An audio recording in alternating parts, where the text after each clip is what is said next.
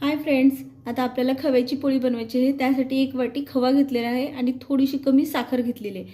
आता मी पहिले खवा घेऊन भाजत आहे।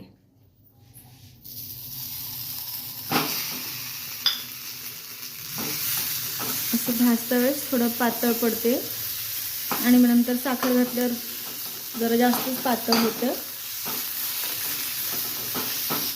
आता पातळ पडलं खवा, थोडंसं भाजलं की पातळ पडते।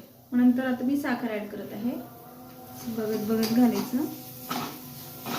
हे पातळ होते पूर्ण आणि परत घट्ट होतं।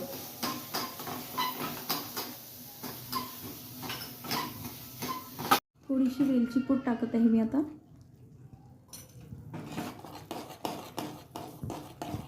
आता हे घट्ट झालेलं आहे जवळपास, मी बंद करत आहे। हे आता बॅटर थंड होईपर्यंत मी आता कणिक मळून घेते।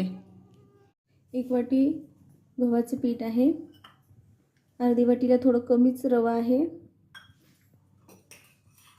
आणि एक वाटी साजूक तूप आहे मोहन म्हणून। मी त्याला भिजवत आहे थोडंसं पाणी घालून। थोडंसं चवीपुरतं मीठ टाकलेलं आहे। आता एक 10 मिनिटासाठी झाकून ठेवायचं। आता हे 10 मिनिटं झालेले आहेत। आता आपण लाटायला घेणार आहोत पोळी।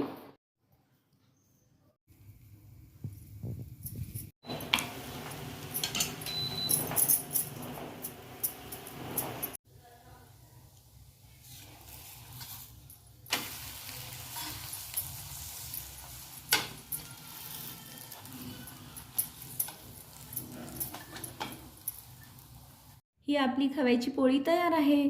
तुम्ही दुधासोबत किंवा तुपासोबत ट्राय करा।